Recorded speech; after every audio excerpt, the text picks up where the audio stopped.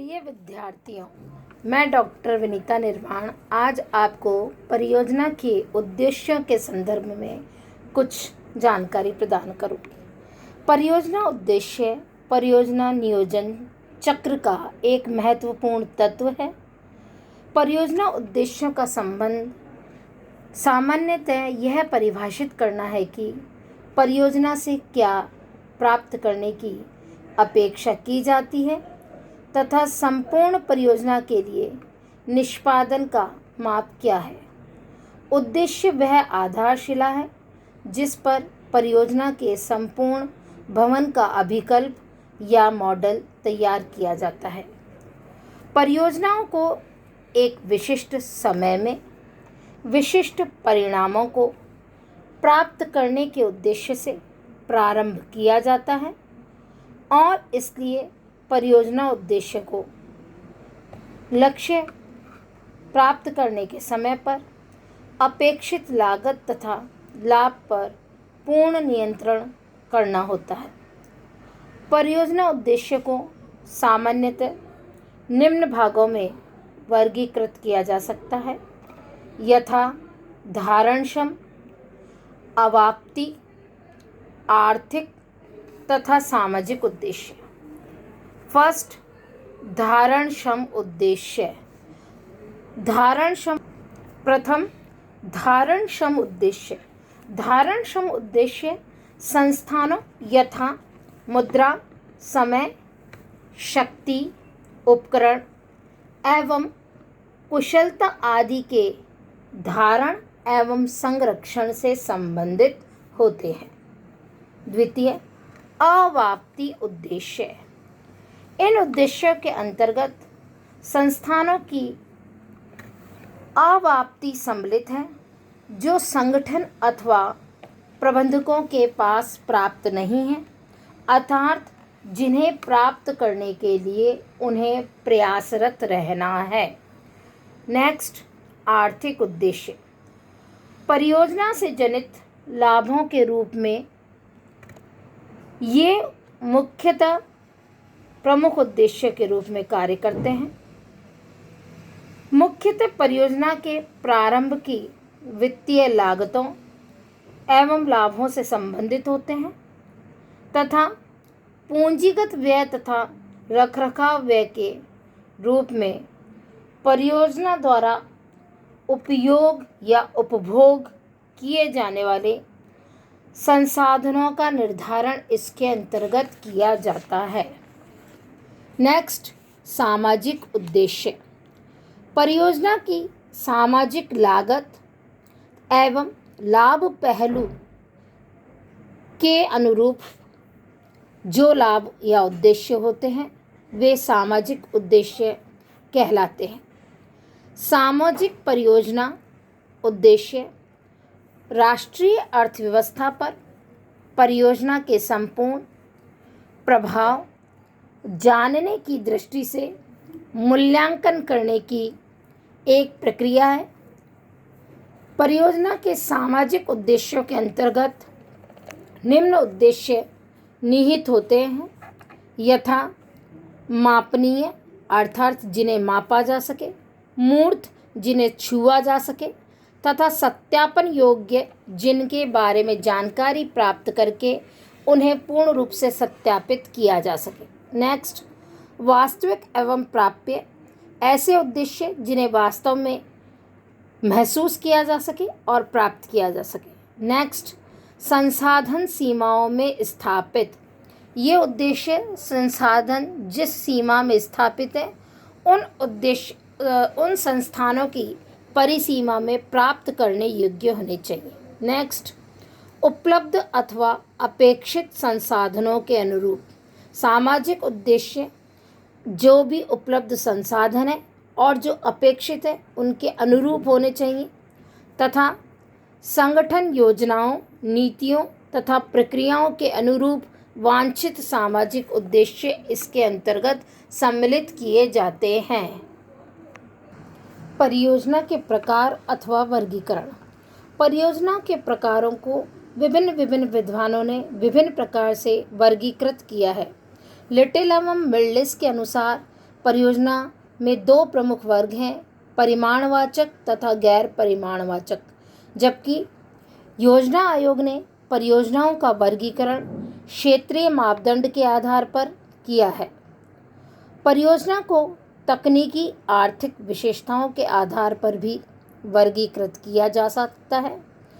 अखिल भारतीय वित्तीय संस्थानों ने परियोजनाओं को उनकी प्रकृति एवं जीवन चक्र के आधार पर वर्गीकृत किया है। परियोजना के इन विभिन्न वर्गीकरण को हम निम्न प्रकार स्पष्ट कर सकते हैं। फर्स्ट, परिमाणवाचक एवं गैर परिमाणवाचक परियोजनाएं।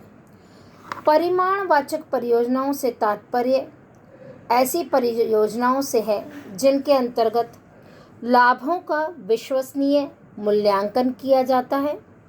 ऐसी परियोजनाएं औद्योगिक विकास, विद्युत सृजन, खनन विकास से संबंधित होती हैं तथा गैर परिमाणवाचक परियोजनाएं ऐसी परियोजनाएं हैं जिनके लाभ का विश्वसनीय मूल्यांकन संभव नहीं है और इस श्रेणी में स्वास्थ्य, शिक्षा एवं सुरक्षा से संबंधित परियोजनाएं आती है।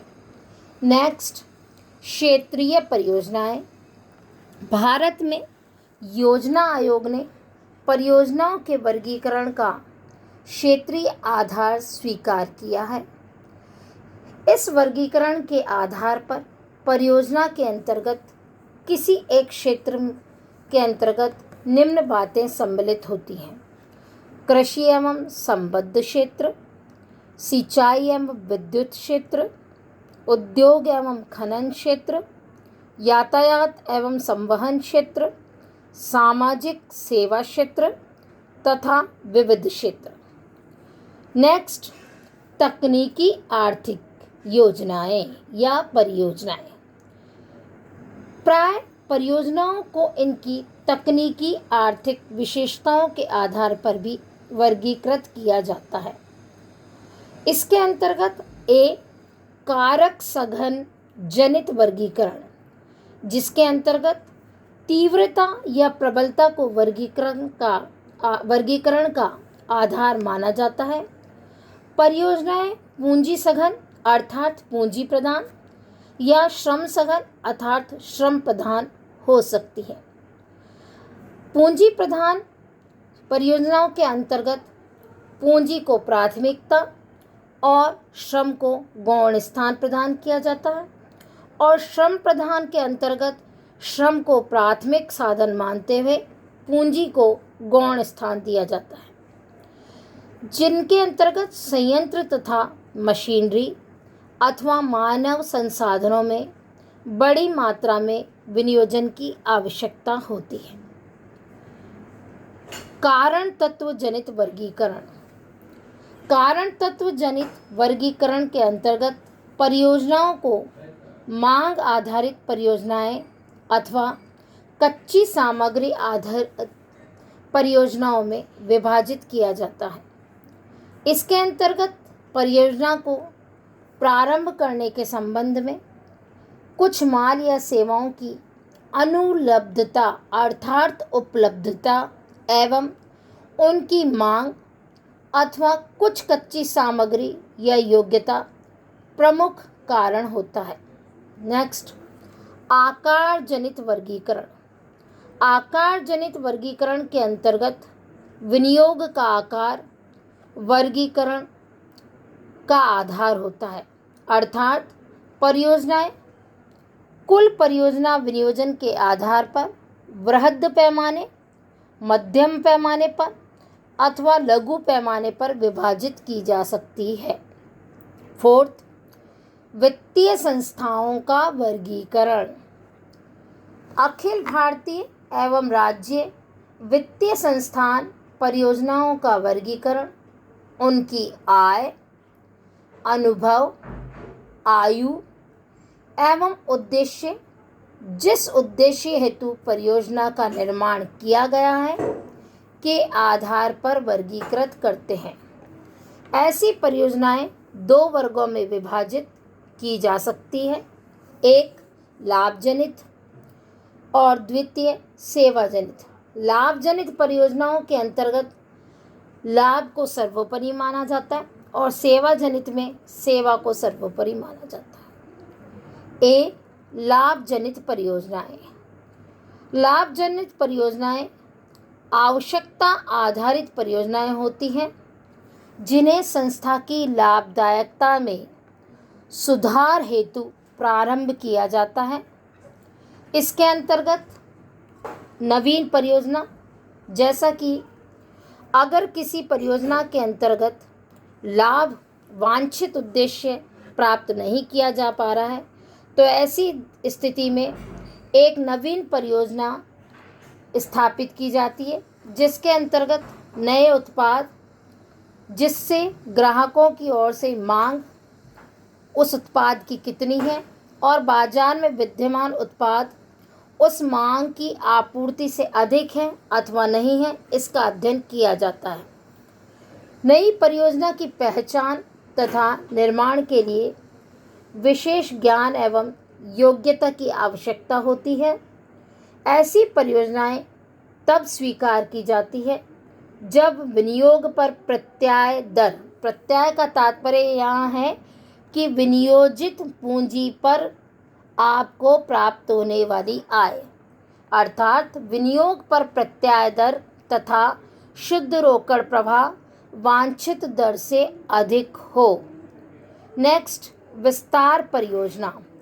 विस्तार परियोजना वह है जिसका उद्देश्य वर्तमान उत्पादों के लिए संस्थापित संयंत्र क्षमता को बढ़ाने एवं संयंत्र क्षमता का विस्तार या तो अतिरिक्त संयंत्र क्षमता स्थापित करके अथवा उसी उद्योग में किसी दूसरी संस्था को अधिग्रहण करके किया जा सके। ऐसी परियोजना को स्वीकार करने के लिए वर्तमान विद्यमान स्तर से नियोजित स्तर तक विभेदक आगम तथा विभेदक लागत दोनों पर विचार किया जाता है। यदि विभेदक आगम विभेदक लागत से अधिक हो तो परियोजना को स्वीकार किया जाता है, अन्यथा विपरीत परिस्थिति में परियोजना को स्वीकार नहीं किया जाता है। आधुनिक परियोजना।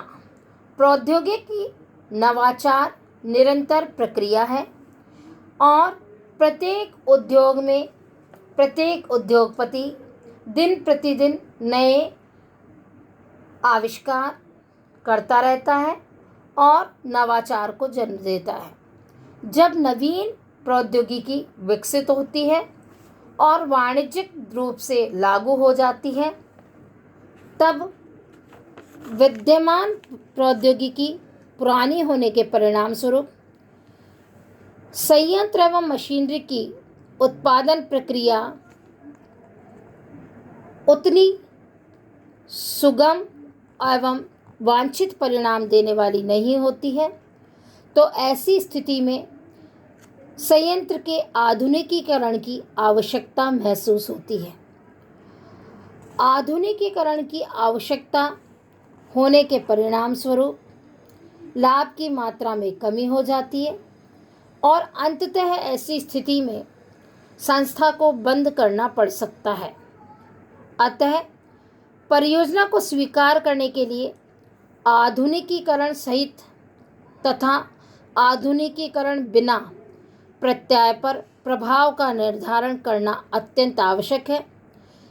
यदि विभेदात्मक प्रत्यय संतोषप्रद हो तो परियोजना को स्वीकार किया जाना चाहिए और अगर विभेदात्मक प्रत्यय संतोषप्रद न हो तो परियोजना को अस्वीकार करना चाहिए। प्रतिस्थापन परियोजना। प्रतिस्थापन परियोजना में पुरानी मशीन के स्थान पर उसी क्षमता एवं उसी मॉडल के अनुरूप नई मशीन स्थापित की जाती है।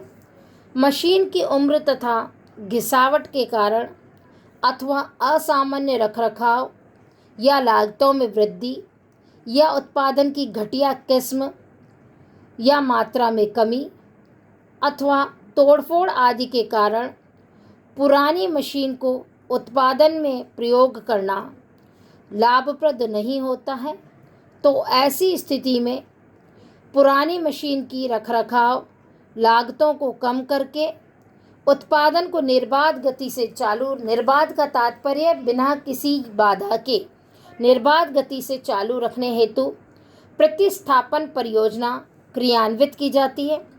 ऐसी परियोजना की स्वीकृति आधुनिकीकरण योजना की भांति ही होती है। नेक्स्ट, विविधीकरण परियोजना। जब एक निर्माता एक से अधिक परियोजनाओं या उत्पादों को प्रस्तुत करने हेतु किसी ऐसी परियोजना को स्वीकार करना चाहता है जिससे कि विविध प्रकार के उत्पाद बाजार में प्रचलित किए जा सके और विभिन्न उत्पादों द्वारा उपभोक्ता की मांग को संतुष्ट किया जा सके, तो इस उद्देश्य हेतु क्रियान्वित परियोजना विविधीकरण परियोजना कहलाती है। विविधीकरण परियोजना की संस्था की लाभदायकता में सुधार करने की दृष्टि से अथवा नए क्षेत्रों में बाजार संभावना का अन्वेषण करने हेतु आवश्यकता महसूस होती है। ऐसे परियोजनाएं विभेदक प्रत्यय विभेदक लागत से अधिक होने पर स्वीकार की जा सकती है। विपरीत परिस्थितियों में विविधीकरण परियोजना को अस्वीकार किया जाता है। नेक्स्ट, सेवा जनित परियोजनाएं। सेवा जनित परियोजनाओं का मूल उद्देश्य प्रत्यक्ष से संबंधित न होकर इनकी क्रियान्विति दबाव में अथवा वैधानिक दायित्व को पूरा करने हेतु की जाती है। अर्थात इसका मूल उद्देश्य सेवा योजना या सेवा प्रदान करना होता है। शोध एवं विकास परियोजनाएं। सेवा जनित परियोजनाओं के अंतर्गत शोध एवं विकास परियोजनाएं सम्मिलित की जाती हैं, जिसके अंतर्गत संस्था विभिन्न परिचालन विभागों में नए उत्पाद या प्रक्रिया में सुधार, बाजार शोध आदि पर किए जा रहे शोध एवं विकास कार्यों को सम्मिलित करती है। ऐसी परियोजनाओं की स्वीकृति के लिए संभावित प्रत्यय कभी भी आवश्यक नहीं है। इसका माप करना अत्यंत कठिन है। नेक्स्ट, कल्याणकारी योजनाएं। इसके अंतर्गत देश में आवासीय योजनाएं, चिकित्सीय योजनाएं यथा शिक्षा से संबंधित योजनाएं आदि, बच्चों की वेलफेयर से रिलेटेड यानी बाल कल्याण से संबंधित योजनाएं आदि योजनाएं इसके अंतर्गत आती हैं। इन योजनाओं में विनियोजन कर्मचारियों तथा स्टाफ का मनोबल बढ़ाने के लिए किया जाता है। ऐसी परियोजनाओं का मूल्यांकन भी अत्यंत कठिन है, क्योंकि किसी भी व्यक्ति विशेष को परियोजना से प्राप्त होने वाली संतुष्टि या अनुभूति अलग अलग होगी। नेक्स्ट, शैक्षणिक परियोजनाएं। इसके अंतर्गत कर्मचारियों की कार्यकुशलता में सुधार हेतु शैक्षणिक एवं प्रशिक्षण परियोजनाएं जो इसमें की जाती हैं वह सम्मिलित होती हैं। ऐसी परियोजनाओं के परिणामों का मूल्यांकन भी अत्यंत कठिन होता है। नेक्स्ट, प्रतिष्ठा परियोजनाएं। जनता में अनुकूल धारणा बनाने के लिए इस तरह की परियोजनाएं जैसे कि अतिथि गृह का निर्माण, एक शानदार प्रशासकीय भवन का निर्माण आदि के लिए जो विनियोग किए जाते हैं वो इन परियोजनाओं के अंतर्गत आते हैं।